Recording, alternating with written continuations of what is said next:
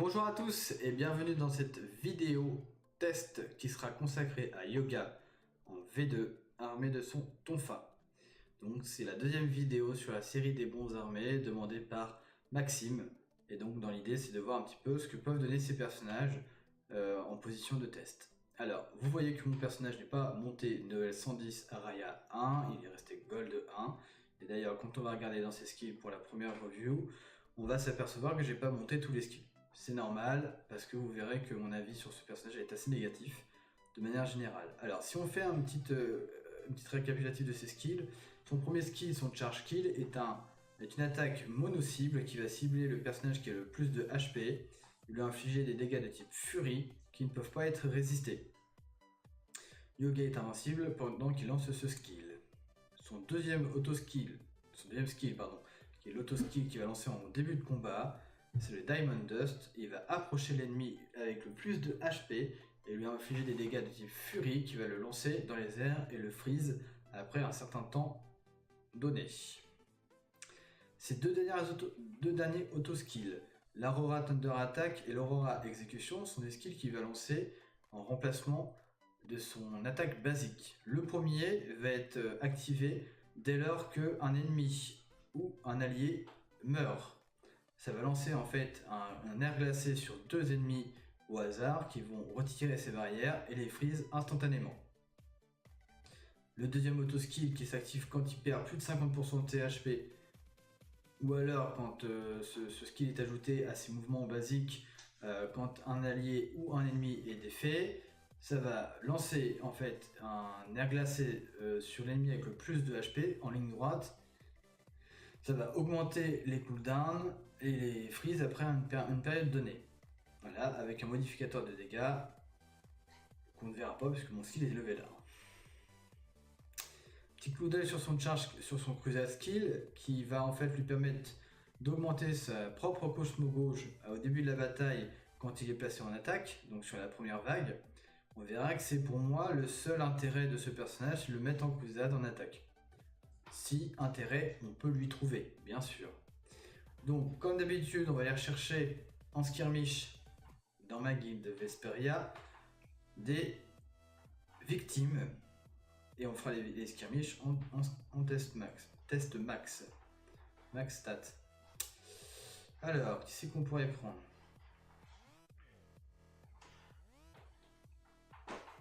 On va laisser Varius tranquille un petit peu, on va se reposer un peu.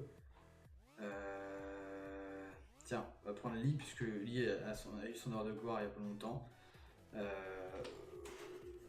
Vu que c'est en max stat, le plus simple pour trouver les personnages, c'est de faire le tri, de filtrer tout ça. Alors, si toutefois ça veut bien apparaître, bien sûr. Voilà, donc on va mettre directement les middle avec Yoga, l'autre Yoga. Il est où l'autre Yoga? Voilà. Il doit bien combiner avec Aiolia SSE qui va augmenter les cooldowns. Donc comme il va remplacer ses attaques basiques par d'autres attaques, je pense que c'est plutôt pas mal de jouer ainsi. On va lui rajouter à ça Abel pour le raise et Athéna pour le heal, puisque de toute façon avec Sean VGC ça ne marcherait pas. Et on va voir ce que ça donne sur cette team que nous a partagé Lee.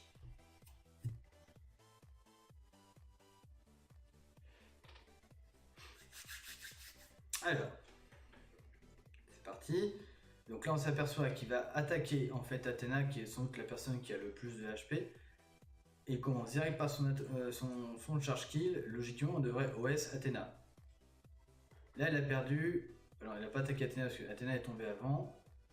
On a des personnes qui sont mortes, donc là elle devrait passer en fait, voilà, son Aurora Execution.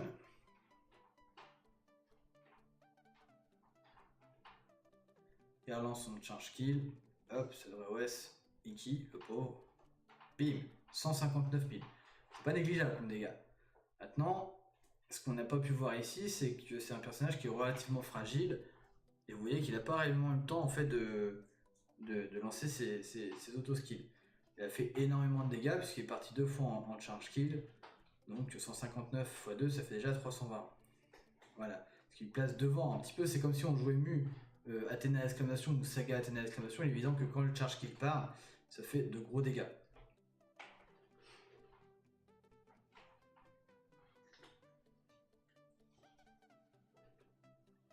On va essayer de faire un test sur un autre skirmish, voir ce que ça peut donner.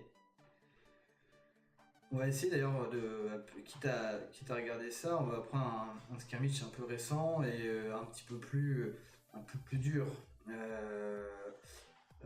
Par exemple, ce dernier là, qui était offert par Raptor, qui va sponsoriser aussi la vidéo. Évidemment, j'ai mis en stat normal, ça va pas aller. Je vais me faire déboîter. On va éviter ça.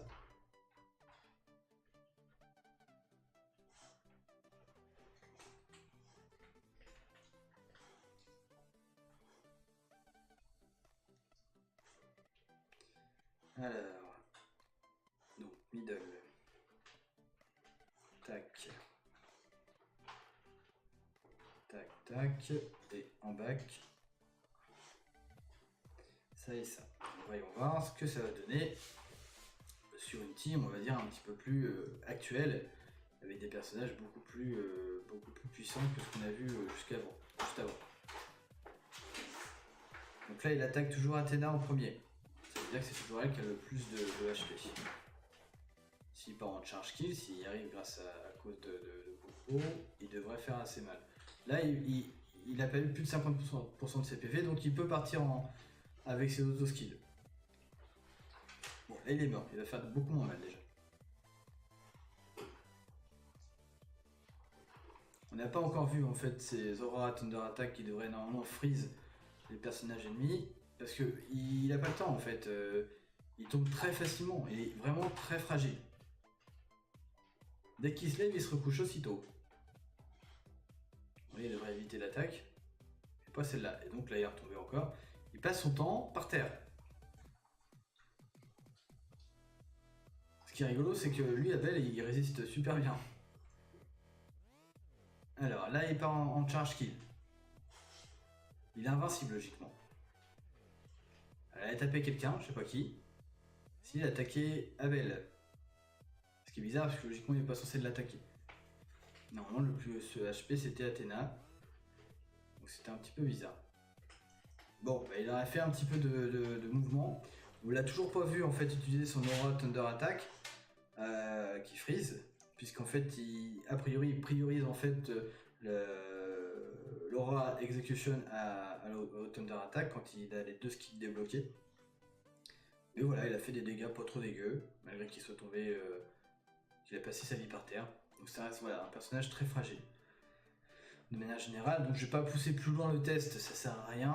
On voit bien que de toute façon, c'est pas un personnage qui va briller en fait dans le PVP, en arène ou en grade ou en Olympus tout simplement. Par contre, chose intéressante, et donc je vais revenir à ce moment-là sur la fiche du personnage. Alors là, on voit que j'ai 110 000 HS de dispo. C'est parce que d'ici une demi-heure, je vais passer en live pour le pool de Iki ACE que j'espère obtenir. Donc j'ai déjà préparé mes HS. Donc on va revenir sur la fiche du perso et vous dire à mon sens le vrai intérêt. Le vrai intérêt il est en crusade. Pourquoi? Parce que ça veut dire qu'il va partir avec une grosse Cosmo Gauge et donc il va tomber très rapidement grâce à son charge kill un premier adversaire. Si la ligne de défense adverse n'a pas de Abel, il est évident que le personnage ne va pas se relever de cette première attaque.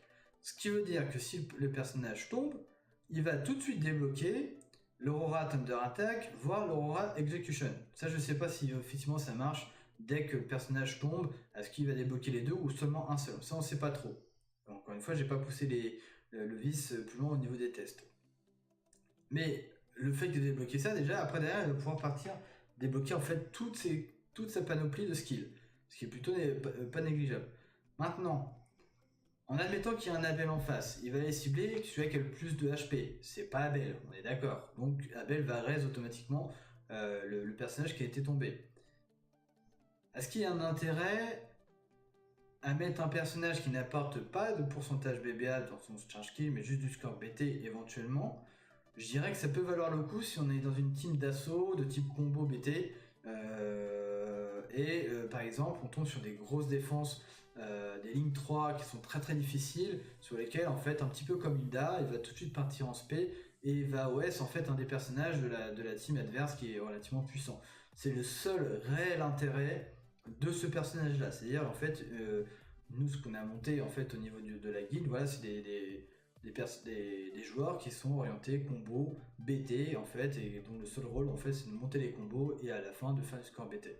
Ça serait dans cette seule team là en fait où on pourrait éventuellement voir Yoga Tonfa, mais dans aucune autre. Moi je le vois dans aucune autre team et dans aucun autre mode de jeu, qu'on se le dise.